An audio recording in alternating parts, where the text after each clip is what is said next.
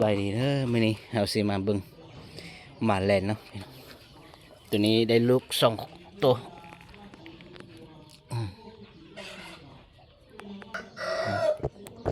ถ้าก็ได้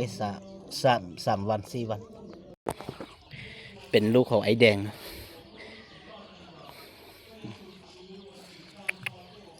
ให้กินข้าวเป็นหมาแลนเนาะ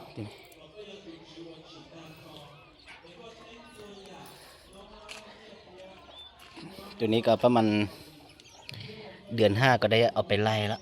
ก็ได้5เดือนแล้วตัวแม่ตัวนี้มันยังบ่ทันเก่งปานใดเนาะพอฮู้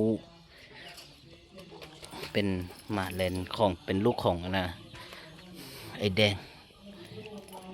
นะคะ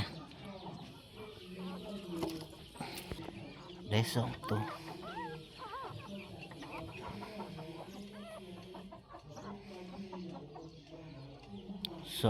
ตัวนึงตัวผู้ตัวหนึ่งตัวแม่ตัวหนึ่ง